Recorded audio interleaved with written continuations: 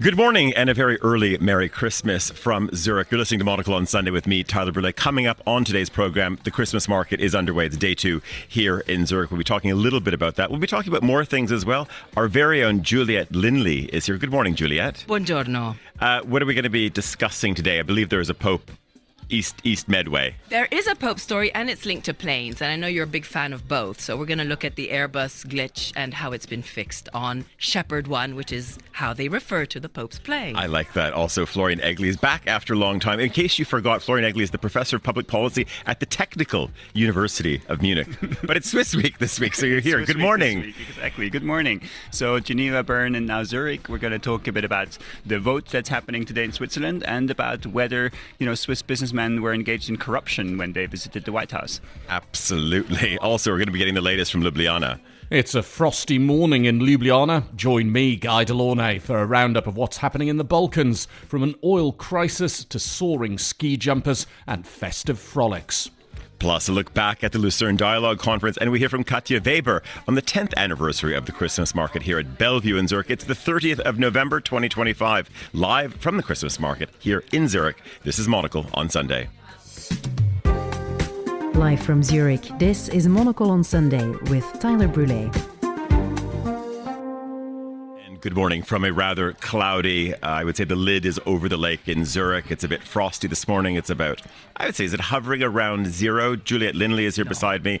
There's a lot of knitwear, some lovely rayonni that you bought at a market some weeks ago here. Not market, we had a pop-up here as well. It was a pop-up. It's pink, and I thought it would just add a bit of color to it. And you're keeping your pipes warm. You've got a muffler on as well. Muffler on and matcha latte.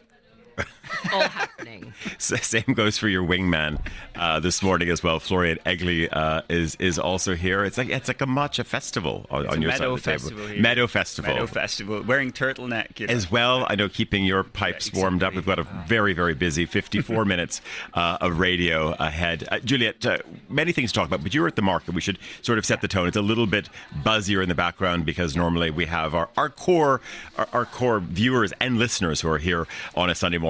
But now the space, the studio space, the event space is filled with many, many vendors who are here. Also shoppers coming in this morning as well. You were manning the mic yesterday, waving at all your fans as well.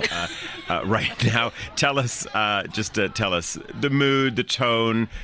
Did we hit it too early? Because this is probably one of the earliest we've done it. Because we're still in November. We're still in November. No, but it's the first Advent. You know how hectic the weeks leading up to Christmas become, and there's very much a non-hectic feeling here. Everyone is taking their time, perusing all the beautiful items that are on sale and choosing their early Christmas presents. I've chosen mine. It's a houndstooth coat, fitted, long, beautiful, by Leila, and the founders are 2 sisters from Reunion Islands. And Leila apparently is how you answer when someone says, "How you doing, Leila?" Leila. I guess it means cool. Have you been to Réunion? Not. Have you? I have not, but I would like to go.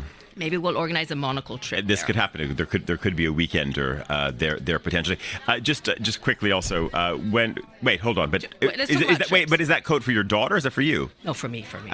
It's like your daughter has too many What clothes. about like buying for others? But it's houndstooth. It's beautiful. I don't have that color of coat. Hopefully your partner or your husband is listening.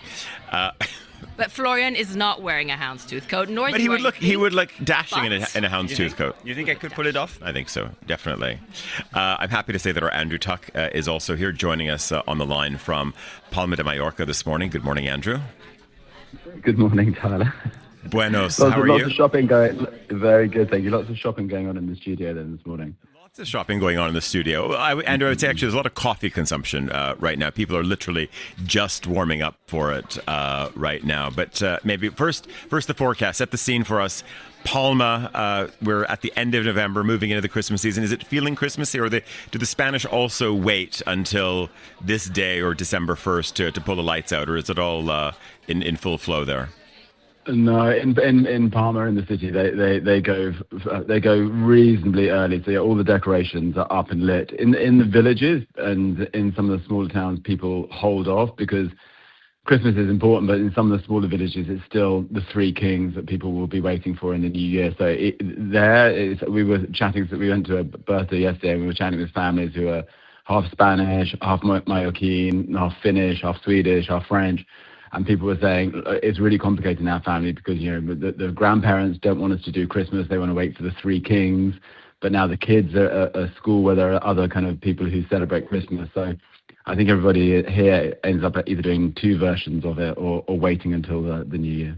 Let's bring our Vatican correspondent in on that. Juliet, Linley, what is your take on this? Is this quite a divisive topic, the Three Kings versus core Christmas? And then we haven't even talked about the Krampus as well. So I don't know what the Krampus is.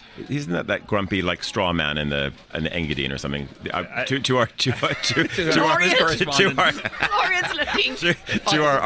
Our mythical Middle European correspondent. He's called the Krampus, isn't he? Probably in English, I don't know. What do you call him in German? What do you call it? He doesn't know. No, I know. Because he's not. No, I'm blank out. But it's basically the Krampus and it's the good and the bad, right? So it's the Krampus and the good guy, and they both come around. And then depending on what your parents tell them, what you've done the last year, you get either presents or kind of like. That's like Befana in Italy, where the Befana will just bring you like coal instead of gifts on the 6th. That's what it's called. Schmutzli. It's not Grumpus. Okay. You said Grumpusaurus. No, I said Andrew. I'm just showing them what the Krampus looks like as well. We don't know. He's hairy and he's horny. I don't know if there's any of that going on the streets of Palma on a Sunday morning. Maybe. I don't want you to do too much Googling while you're there, but also there's a very nice tradition here as people put out nativity scenes, which are a huge thing here. Every shop, the town hall has one. People queue up to go and see the nativity scenes. Here you traditionally have, in Catalonia, mixed in with all the figurines, you have the caganer, who's literally the defecator, and it shows always some poor peasant with his trousers down having a poo within the nativity scene. So that's also a joy for kids to try and spot the caganer. I don't know how widely spread that is. Juliet has hand in head. Is the Vatican aware of this? The Vatican is clearly not aware. I've never heard of that. Heavens, Andrew. And where would they be? Next to the manger? They're hidden, so you have to spot them. And now what they do is that they make slightly ones which are critical of politicians and things. So sometimes you see a politician put in there. But if you go to the Friends of the Caganer Association, you'll be able to see all of the different proud history of the gentlemen putting their pants down. Okay, on a less loo-related topic. No, that reminds me of the Naples. Presepi, they're a big thing in Italy. Every family has to have their own creche at home. Right. Whether it's large, small, complicated, with mechanics that have like little But no one's taking a dump in the corner. No, not that I have seen. But they do effigies in the form of politicians in Naples. Okay, let's keep it Christmassy. Let's keep it Christmassy. Just Andrew, but just going back to more the feeling of, because I'm just thinking about, we're working on an issue for February, which is about, it's got this move theme to it. I don't want to give too much away, but it is about sort of relocation. Where do you want to be in the world? And we've been talking about this. You could say, is Palma permanently in season, or does it feel different in December? Because I bumped into two people here in the market yesterday who are on their way to Palma over the coming weeks, not even just for core Christmas, still going away for a long weekend, etc. And I'm just wondering, what is sort of the evolution of the place feel like, and particularly at the end of December, at the end of November going into December? Well, it's a sunny day yesterday. We went to a birthday party, as I said yesterday. It was in a garden. It was al fresco, and it was t-shirts and jumpers until the sun went down. And then it did get cold. The city is busy. The city, I always feel it feels like it reclaims itself a little bit after the season. All the restaurants are still open, but instead of having to book like a week in advance, you can turn up and get a table usually. Although even now, many of the kind of most popular places, you have to put your name on a waiting list. But it's just got this nice vibe, and people are very active here. So the amazing boardwalk, which stretches for kilometres along the front of the sea, yesterday, full of people running, cycling. And certainly yesterday, people were saying that they'd still been swimming in the sea on sunny days. So it feels very vibrant. And at this time of year, it's funny that the cultural calendar gets really packed. So lots of the festivities and festivals to do with all sorts of local traditions and arts and gallery openings tend to happen after the season. So it's a very good time to be here. It always feels active. But if you go to some of the towns which do base themselves on tourism, if you go to places like Pagera or something, it feels pretty shuttered. But not here in Palma. It's super active. Andrew, we'll come back to you in a second and maybe talk about what's on the front pages of both the Spanish and the UK press. But we teased our listeners at the top of the program. Juliet, the Pope has been on his first really, well, let's say official tour. He's been in the Eastern Med.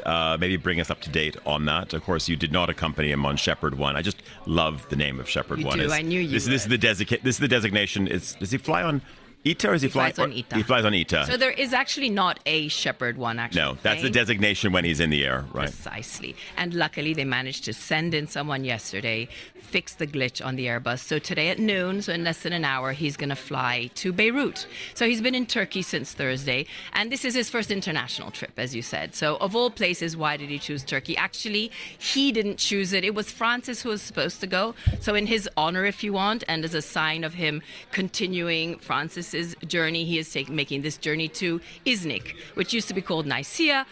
17 centuries ago, they had a meeting called the Council of Nicaea. It was sort of a confirmation of Christianity 300 years after Christ. And he also mentioned 2033, let's all meet up in Jerusalem for the anniversary of Christ's resurrection at the age of 33. Our valiant producer, Desiree, is 33 years old. She is very clear that this is an important age to be at. So in 2033, might we all perhaps make a pilgrimage to Jerusalem for the Jubilee? Two questions, Florian. Juliet. One is, so how does he fly on ITA? So does he get like a separate ITA? Miles and more points from Lufthansa? Exactly. Like, how does it work? Is it just like, does he get the plane for himself? Yeah. They charter the aircraft. Yes. He sits at the front with all his entourage, and 80 Vatican journalists get a spot on the plane. There's 80 correspondents in the Vatican press corps. Wow. Yeah.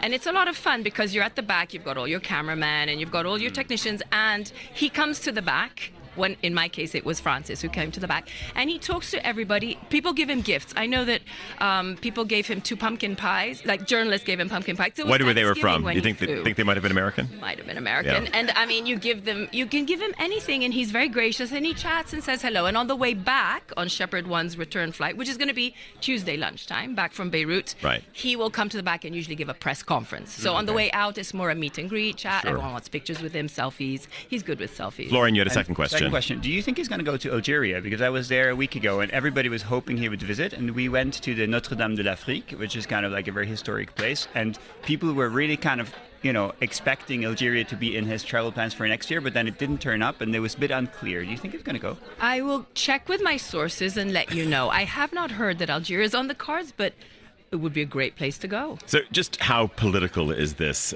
That, of course, Turkey, and then also, we look at of course, a very multi-faith, multicultural nation like Lebanon as well. Of course, a very powerful Christian community, and also many different Christian stripes, of course, in Lebanon as well. Break it down for us, Juliet. Well, he's not going there on a political trip. This is clearly a spiritual peacemaking trip. As I said, it was an ecumenical moment that he met with the Orthodox Bartholomew of Constantinople, and they had a moment in Nicaea where they prayed together. So, and he's also paying homage to the very few Catholics in Turkey. There was a mass. Do they get on well? Last night. They do get on well. They get on well. The issue is more with the Russian Orthodox Kirill. That's not a love fest at the moment. Since the invasion of Ukraine, there's been a lot of tensions there between Rome and Moscow and Ankara and Istanbul. So it's not a political trip, but there are always political connotations to anything the Pope does, because he is the leader of, 3 billion people around the world. So, and his choice of Lebanon is also, of course, linked to the Vatican's great support for the fact that there is a power sharing based on religion. I'm sure you know, the president is always a Maronite Christian, the prime minister is a Sunni Muslim, and then the Speaker of the House in Lebanon is always going to be a Shia Muslim, and then the House is equally divided between Christians and Muslims. So it's not a political trip per se, but all eyes are on him, and people are wanting to see whether he is going to come forth as a sort of a global leader on the political scene. Hey, listen, let's see what happens. You said he's going to be touching down in Beirut. Mm-hmm. I'm just sort of, Andrew, can you imagine the security exercise that goes with this as well? But just your observation from your end of the Mediterranean. The symbolism of this, of course, time of year, Andrew, but also, I mean, likewise, you can't sort of ignore that it's also, it has political overtones as well. Yes, of course. But I think speaking to Lebanese people in recent weeks about his impending visit, I think people are so touched and excited. And as we have in this new issue of Monocle, we have a piece about what's happening in Lebanon and Beirut and how it has actually a chance to actually have a government that works and to move away perhaps from some of the old schisms between different religions and parties. That I think for everybody I've spoken to, it's just such an amazing moment for them to see him touching down in Lebanon. Florian, the top of the program, you, of course, talked about what is happening in this country today, and if it's another Sunday in Switzerland, there might be a series of referenda going on, and that is very much the case today. What is at stake, both, I would say, at a national, federal level, but also maybe on the more obscure Gemeinde, cantonal side as well? On the Gemeinde level, it's incredible. Every time you have so many pages to fill out that it's hard to keep track. On the national level, we vote about an inheritance tax of people who give away more than 50 million to their offspring, and whether that should be taxed. And we vote on a service citoyen, so basically on a civil service that is mandatory or would be mandatory for both men and women, where people or citizens of Switzerland could select whether they would do military service or civil duties, such as working in a school or in a social service, or also helping when natural catastrophes hit. On a local level, my favorite one is we vote on credit lines for the city of Zürich. So if there is big investments, then they have to be approved by the local population, and we vote on a massive credit line. I think it's 350 million, if I'm not mistaken, for Velowege, so cycle lanes, which I'm a big fan of. But the campaign against is these gold-plated, these gold coins with a bicycle in it, and why should we spend so much money on bicycle lanes? So we vote on bicycle lanes.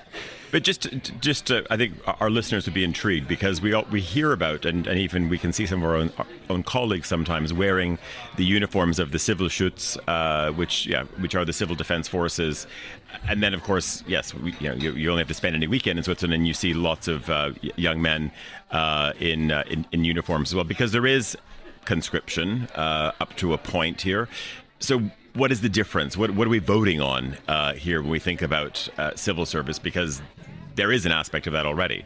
There is an aspect of that already, but it's only for men. So I think the key difference would be men and women. And the other key difference is really freedom of choice, whether you do military or you do civil. Or civil. So I, for instance, did military service, the basic training. And it looks good on you. Believe, right? Right? Yeah. This is about 6 months. And then I opted out afterwards. So then afterwards you have to do repetitions. And I opted out of that and did civil service for the rest. So I did kind of both. I think I'm a big fan. I think we should do it. What kind of civil service did you do? What kind? I worked at a school. I worked for a foundation that did energy projects in West Africa. And he's doing radio as well. That's his community. Part of his national commitment. I'm interested, Juliet. Your children, they're not Swiss, are they? Or are they Swiss? They are. Oh, they are Swiss. Okay. 100%. How do you feel about your daughter? I think it's I think I would like to see the young people serving the community, serving their country more. Right. I mean, whether it's toting guns or whether it's doing civil service, but I think it strengthens their character. Look at Florian as an Absolutely. example. But also, but do your kids need more character? They do. Okay, all right. Always good to have Andrew, I'm not sure if you've met the Vinci children, but there's one thing that we often forget is it's not just about what you do, but it's about who you meet. That's true. And I think that's something, as you kind of progress through your career, your bubble gets tighter and tighter, I feel, somehow. Mm-hmm. And I think that's a big problem if you speak about democratic societies that actually vote. You need to understand what people think, and fewer people understand what a broad spectrum of people think. So I do think it's nice if you have these kind of points in life where and you need to force people a bit, because it's not comfortable. I like to hang out with my peers, Yeah. So you need to be forced a bit to mix and mingle, and I think it's a good instrument. It's true. Andrew, Juliet, Florian set you up. As you get older, are you feeling that your bubble's getting tighter? I wish, Tyler. I wish. That's the dream. Andrew, if we're looking at the front pages of La Vanguardia, El País, the Daily Mail, the Telegraph? What are we seeing elsewhere in the world? Well, let's start here in Spain first of all. It's amazing. The Guadalajara Book Fair is on this week, which is almost as big as the Frankfurt Book Fair. So it gets huge coverage in all the newspapers here because every Spanish-speaking nation goes there. There's still a reverence here for authors and writers. And apparently some 900,000 people went last year, and they're expecting a similar number of people this year, 2,500 exhibitors. So the newspapers have interviews with authors and politicians and all sorts of people attending that. It's been going for some years, and it's sponsored by the university in Guadalajara. So it's interesting when you're here in Spain that often, especially now with so many people from Latin America living here in Spain, in the mainland and the islands, that the pickup of stories is of course very strong from Latin America. So what's happening in Venezuela with Trump's saying he's closed the airspace, that's making a big rumble here in the news pages, as is talk of how gangs are morphing and changing their trade a little bit in Mexico. So just running through the front pages, it's fascinating to see how important Latin American news is now to these papers.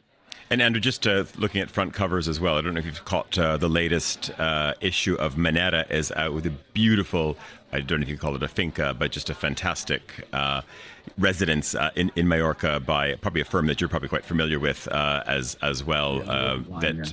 Beautiful issue as well. And one actually which we were going to be not plugging the issue, but a lot of people have been asking us, Andrew, of course, what should they...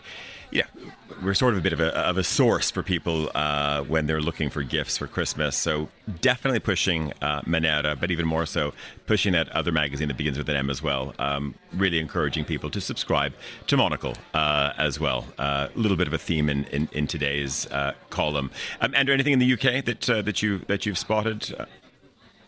Well, it's just interesting. I think and maybe you can reflect on it from Switzerland. What national sentiment is at the moment. Yesterday, again, I bumped into this party with someone who's Finnish and said, our economy has now officially gone into recession. And when we're in the UK, I think we have an impression that we're the only European nation a bit struggling to return to some healthy level of growth.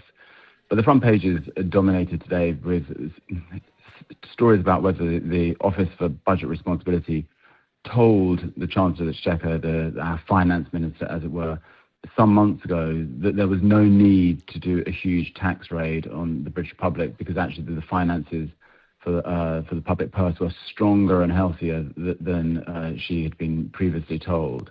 And how she and Starmer, it is alleged, kind of ignored that information because they wanted to get extra money for welfare payments. And so there's the papers on the right, of course, are calling for her resignation, as are many of the politicians on the right. She's been on TV this morning to say that despite what they're saying, she knew that there was a big crack in the public finances. This was the right thing to do. But I think the interesting thing is whether you're on the right or left, nobody watched this huge budget that was announced this week in the UK.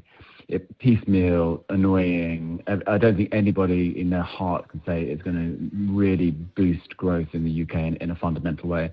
And looking at the growth figures for the next 3, 4, 5 years in the UK, it's anemic. It's in the strongest years, it'll be like 1.3%, 1.4%. And of course, that's all open for readjustment as we go along. So it's just funny that I think lots of people, when they sit in their own nations, at this point, I wonder what the new year holds for us, because it's been a choppy year for all sorts of economies. And again, lots of people I still speak to are struggling with the Trump tariffs, how it's impacting their businesses as well. So maybe every country is looking like Switzerland as well to see where you can get a bit more tax receipts from. And just before we go, a story that you and I haven't spent a lot of time on, and this is, of course, the story of the Daily Telegraph. The Daily Telegraph, a deal fell through for the sale of the paper to Redbird, of course, a private equity group. Newspaper is now on the block now, and I'm just wondering what the feeling is, because there's this sort of sense, it looks like the Daily Mail is lining up to buy it. And of course, there was this, a lot of question marks around, whether Redbird would be the right partner, because also where was the financing coming from? The financing, much of it from the UAE, from Abu Dhabi. It's curious because here we're at a time of BBC under threat, and of course many question marks around media in general. So on one side, foreign investment bad in media enterprises because it's sort of seen there could be sort of meddling. At the same time, the state enterprise, the BBC, lots of question marks, and it's already managed by the government. You could say, at arm's length. What's your take on what this means for the British media landscape? Well, you can see already that the journalists on the Telegraph were very outspoken against this Redbird deal. That they felt that Abu Dhabi didn't have a proven track record when it came to media ownership, and they were concerned that there'd be interference. And they wanted to remain a very British newspaper. Now they have this deal potentially with the Daily Mail and General Trust, DMGT, which belongs to Lord Rothermere's family, one of these old newspaper families here in the UK. And I don't think they like it again, because now they're saying, well, this is going to be such a concentration of media power in the hands of one business, of one person. And now they're arguing that it should at least divest itself of some of the other newspapers in its stable, some of the smaller things owns like the Eye. So again, if it goes through, that there will undoubtedly be a concentration of media ownership in a way that is probably not great. But I don't know, when you read other commentators over the last few days, I read a piece the other day in the Spectator where they were saying that actually, it would be a fair ownership, and they probably would stand back enough to allow it to continue its political stance, to go its own way. And at the moment, it had been left in these 2 or 3 years since the Barclay brothers had to put it up for sale, of being a bit of a no man's land. And I think you do feel that when you look at that newspaper. There's many amazing things about the Telegraph, but this sense of them not knowing what's going to happen, you see it in the writing of the journalist, but also a little bit in the voice of the paper, I think. Andrew Tuck in Palma, very good to have you on the program this morning. I just hit the bottom of the hour. It's 9:31 back in London, 10:31 here in Zurich, and it's 5:31 in Hong Kong right now, and 6:31 if you're listening in Tokyo. Emma Nelson is back in London with the news headlines. Thank you very much indeed, Tyler. Venezuela has condemned President Trump's warning that its airspace should be considered closed as a colonial threat. The United States doesn't have the authority to close another country's airspace, but the country's warning that Mr. Trump's post could deter airlines from operating in Venezuela. Switzerland's voters take part today in referendums which include the reintroduction of compulsory civic duty and the taxation of the estates of the ultra-rich. Neither proposals are likely to be approved. A village cafe in Switzerland has banned children and babies on the grounds that they cause a disturbance. The owner of the 90 Grad Cafe Bar in Aarau say they've had enough of noisy children. Local politicians say they plan to question the ban's legality. And the head of the figurine of the baby Jesus in the nativity scene at Brussels Grand Place has been stolen. The ball of cloth that served as the head of the baby Jesus was taken away. The council is in the process of replacing it. But the theft comes amid controversy surrounding the nativity scene in the Grand Place, with locals saying the display is too folksy. And those are the headlines. Back to you, Tyler, in Zurich.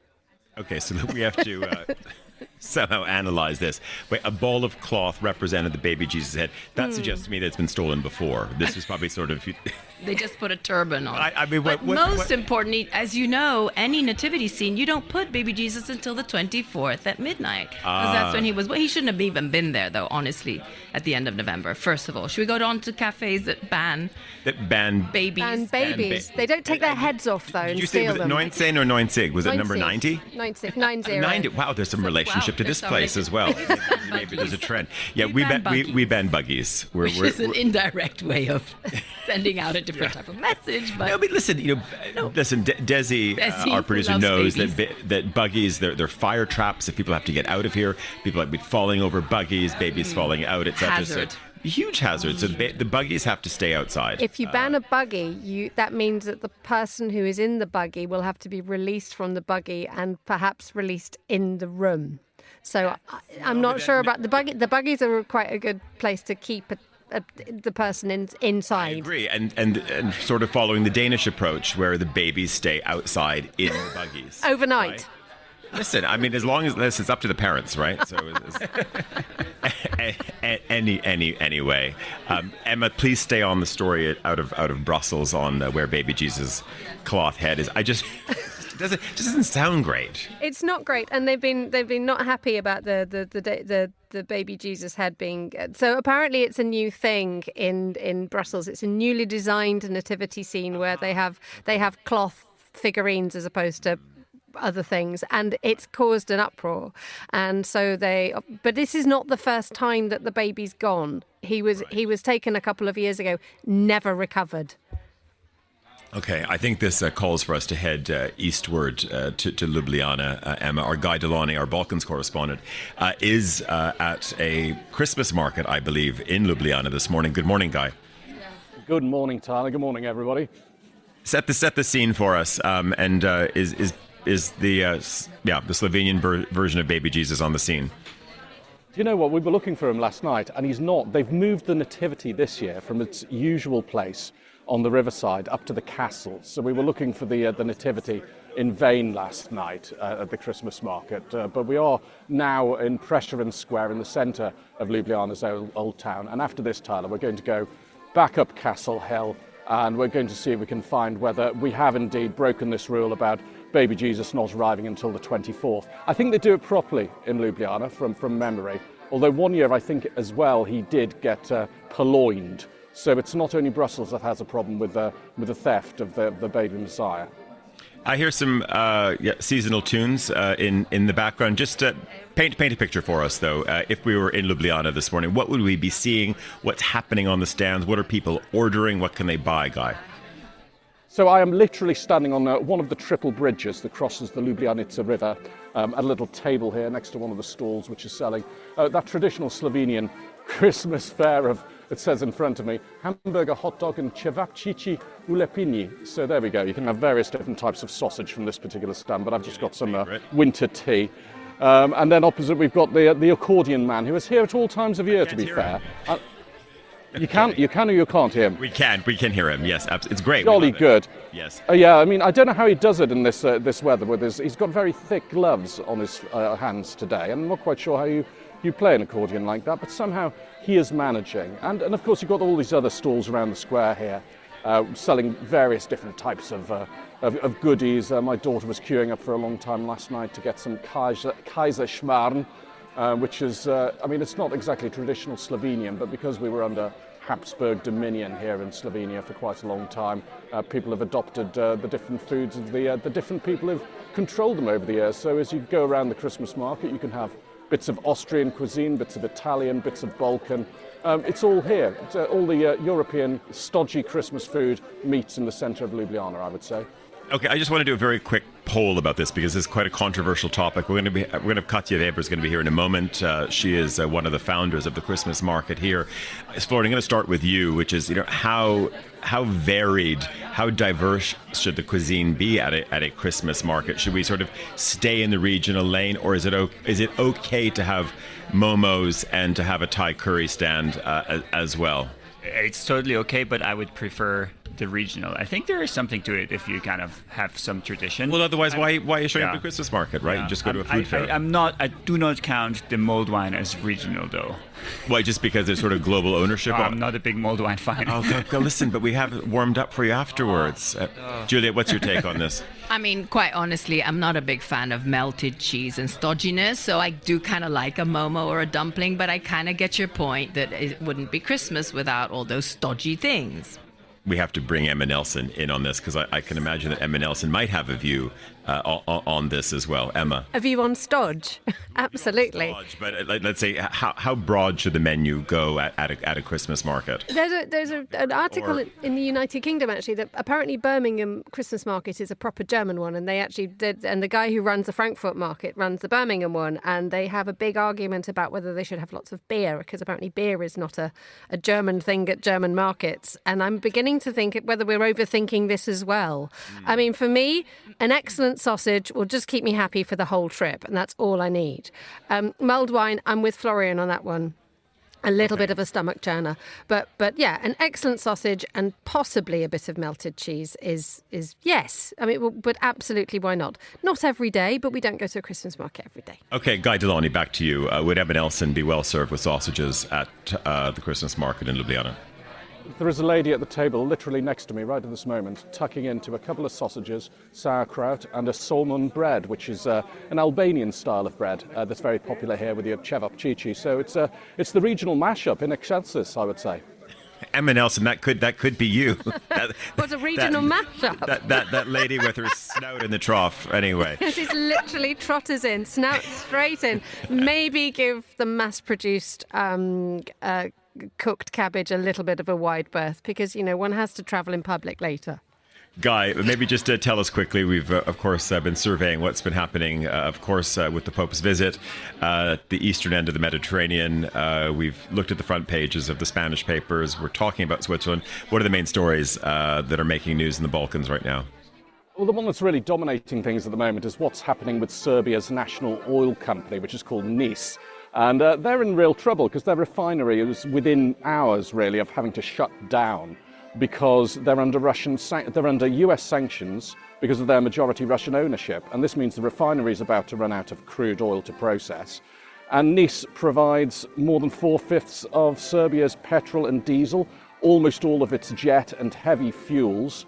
And if it's not got this refinery working, it's going to be big problems for Serbia, because where's the fuel going to come from? Now, I was in Belgrade recently, and there didn't seem to be any panic at the filling stations, but that's going to come if this refinery shuts down and people get a sense that we're on reserves now. And just when we think about just the broader impact with the neighborhood as well. So yes, of course, there's the component of what happens within its own borders, but what does it even mean for potentially where you're standing? Well, in terms of Ljubljana and Slovenia, I think we're okay here because we've got our own ways of getting our fuel in. There's a big pipeline that is operated by Croatia called JANAF. You've got ports in this region as well. You've got Koper in Slovenia, you've got Rijeka, and you've got Krk in Croatia, all of which are bringing in different types of fuel. It's a different kind, it's not the same kind of issue that's affecting us here. The reason Serbia in particular is being affected is because it's landlocked. The only way it's got of getting crude oil into its refinery, and NIS operates the only refinery in the country, the only way it's got of getting this crude in is via this JANAF pipeline from Croatia. And because Croatia respects these US sanctions that have been placed on Russian oil companies, it's not delivering the crude to NIS anymore. So that's why Serbia's almost uniquely, if you like, got this problem in this region. Guy, just quickly, there's another story out of Belgrade as well. Of course, it pulls into the Trump orbit, and this is, of course, goes to property and sites on a hospitality project. Jared Kushner has his hands in it as well, but obviously protests around it as well. How's that unfolding? Well, we've seen fresh protests this week outside the Defence Ministry complex in Belgrade, which is, for anybody who's ever been to Belgrade and you come down Kneza Molosha, one of the main boulevards, you'll see this bombed out complex of buildings right in the centre of the government district. And this is the complex which was bombed by NATO in 1999 during the campaign against Slobodan Milosevic and what he was doing in Kosovo.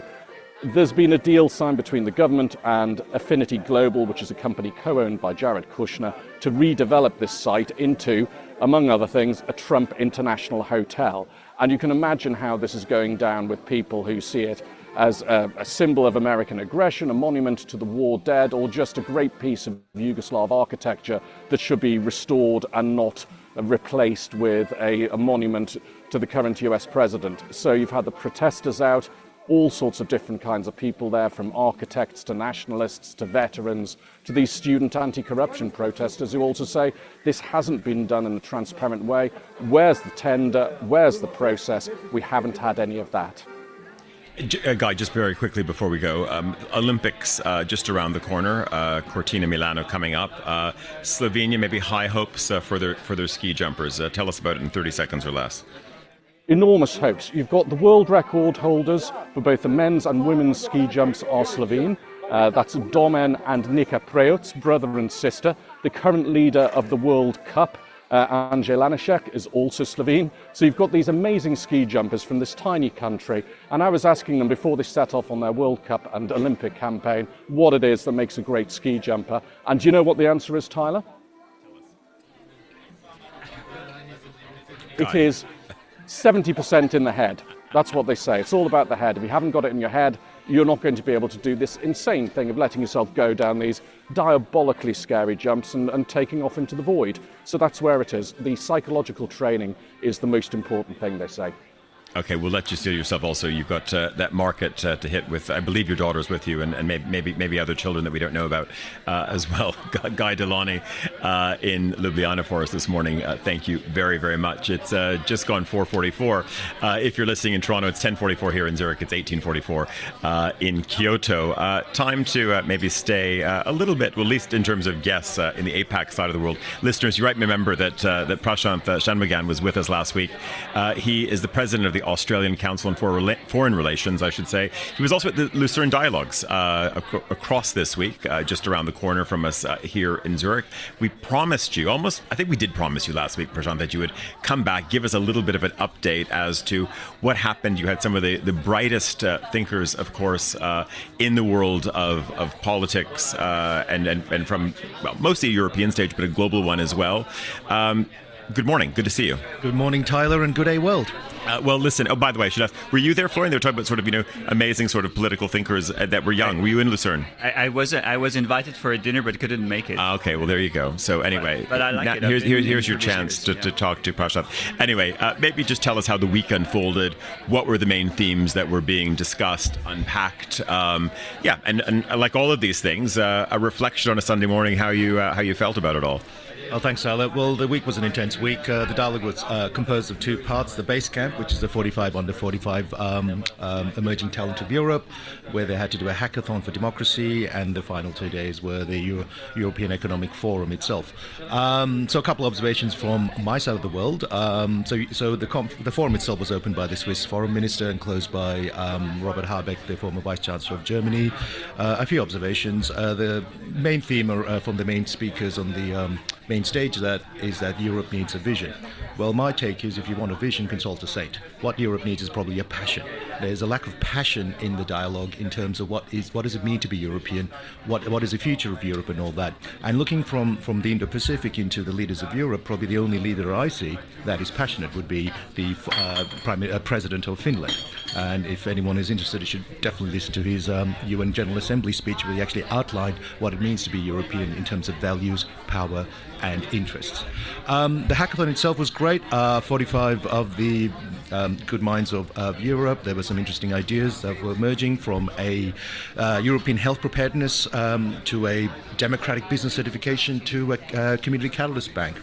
Just tell us, when health preparedness, is this sort of really at the pointy end that we need to be better at sort of, major relief around disaster conflict, or is it something a bit softer? Sure. The thing that the participants were doing it is actually cyber attacks into the health system. So how do we prevent non-state and adversaries attacking our health system? So if we do, if that does come through, how do we actually prepare for the worst? So that was more the idea that they proposed in terms of using AI and geotechnology into that. So from an Aussie's perspective, sitting here in Zurich, reflecting on it, I'm not sure what you have to justify when you get back, but did you feel there's sort of anything actionable? You think, okay, these are things when you're doing a spin through Canberra, when you're hosting people in Sydney, when you're jumping out to Perth to have a conversation, what did you take away that you think, okay, this we can apply to our patch of APAC? Sure. Well, Australia needs to probably look to Europe more so rather than less so. Australian foreign policy is comprised of three parts, which is a support of the alliance with the United States, support of multilateral institutions, and regional engagement. I would add a fourth element, which is re-engagement with Europe. We're an export-oriented country. We have to look to the world for our exports and interests, but also look at our values as well. So I'll be coming back to Europe on a regular basis. I think like all things, you've got to turn up to make things happen. And I think it's a way of looking at how both regions, we in the Indo-Pacific and the European region, get closer together. And does that mean, let's say, from a Canberra perspective, from sort of, the world of sort of, Aussie, both political and also economic affairs, taking postings in Brussels, Paris, even Geneva as well, a little bit more seriously, rather than so much, of course, focus on Jakarta, Beijing, etc. But also, what does that also mean, I guess, for the private sector in Australia as well? It has to be, well, even probably more, and I would even think, I guess, education, getting young Australians out in the world and maybe not just going to UK universities. Yeah, 100%. And, we've got a strong partnership with the University of St. Gallen. We believe that we in the Anglo-speaking world are not the only answers to anything. So we have to look into other ways of doing things, other languages, other cultures as well. We've got a very good regional engagement and in Australia, but we're going to see what the German-speaking world is about. And we've established a program. We're going to bring some students from Switzerland to Australia on exchange in the corporate sector, and we're going to bring some Australians to Switzerland as well, so we can actually build networks and dialogue as well. See, Florian, had you been at that dinner, you might have had your ticket on Qantas yes. Qantas doesn't fly from Zurich to Sydney, maybe not yet, but you could have been on your way. Could have been. No, but I think one of the key problems when you engage with Europe at the moment, both politically and in terms of business, is who do you speak to?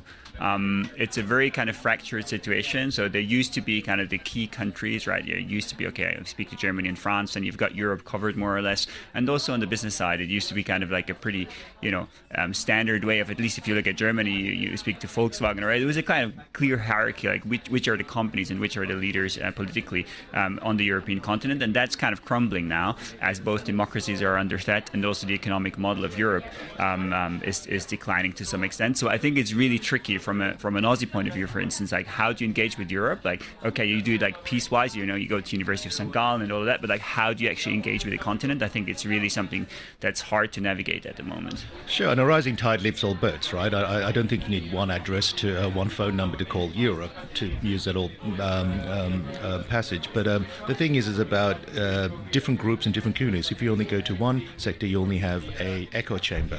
So in for businesses, we need to complex economies, we need different businesses, different institutions, different peoples, and middle powers as well. Australia is a middle power, so we're probably best to engage with middle powers, like Switzerland. I look forward to you guys getting together, either in Germany or elsewhere. Prashanth Shanmugan, thank you very, very much for the little update, and have a great trip back. You're listening to Monocle on Sunday. I'm here with Florian Egli, also Juliet. Linley is here as well. It's just 10:51 here in Zurich. Juliet, what are you looking at? You sort of zoned out. You want a refill, don't you? You were sort of contemplating your matcha.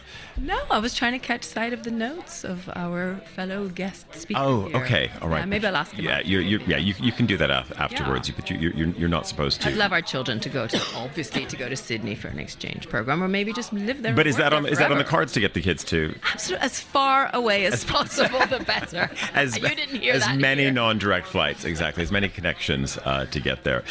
Listen, speaking of connections and maybe just getting down the street, I'm very happy to say that Katja Weber is here this morning.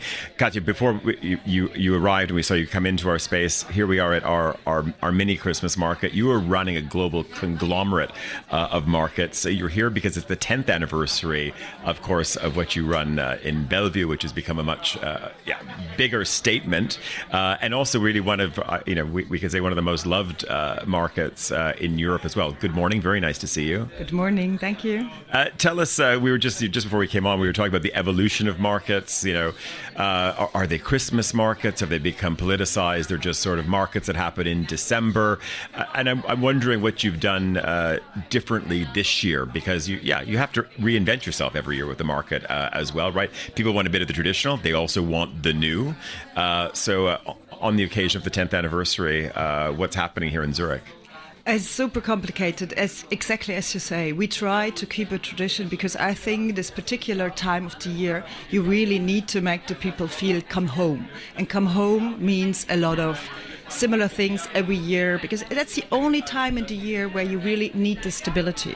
And so we try to keep the spirit, and I think this is the core of our concept, which we call the third room, like a third home.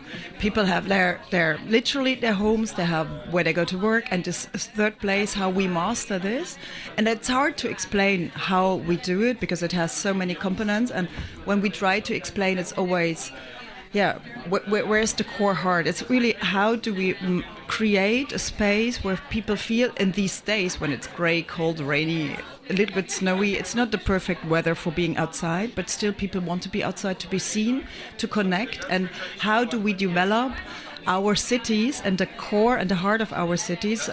Speaking of the whole development of the cities, I think we as the markets, or as a Christmas markets in general, are the future of bringing people together. And this is future, and this is past, this is present.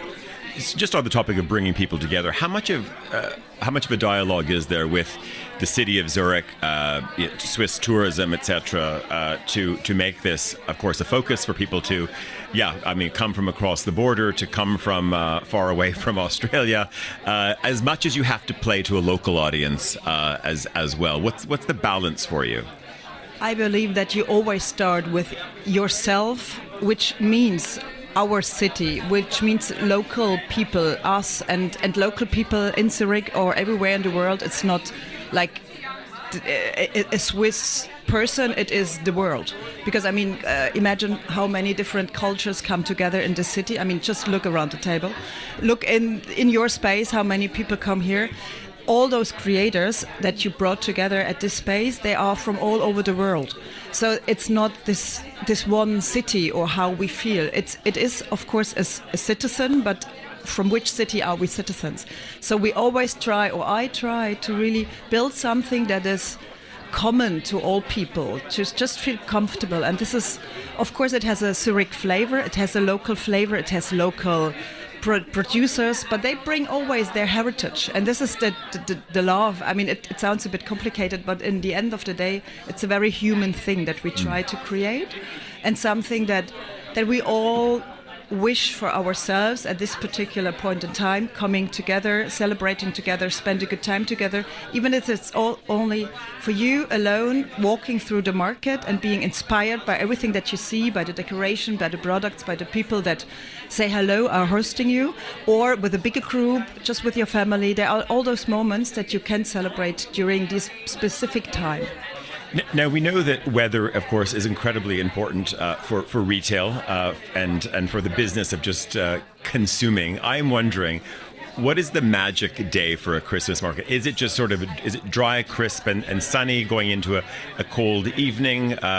Does mild actually help a little bit, or do you just need a proper snowfall? When do you see that you really come into your groove? You think, okay, I look at the forecast, it's going to be magic these next 3 days. This is what works for a Christmas market. Well, the best magic is, as it was, I would say, the whole weekend already. A little bit of sun, cold enough, so like between 10 and 15 degrees, I would say. And of course, this, the sound and the smell of Christmas already a little bit. Because, we have only the 1st of Advent. It's only November, so we only approach December. But still, I think if you speak of commercially, I would say like mid of December is probably the best time for commercially, but bringing people together starts already now. And just to finally, before we go, I'm curious, do you compare notes? Is there a Christmas market summit that happens in Strasbourg or somewhere else where you're talking to both your competitors, but also benchmarking with others as well, and also looking for opportunities, of course, to take your market to other cities? There are conventions. Doing Christmas markets is a super niche market. It's a bit of a weird thing.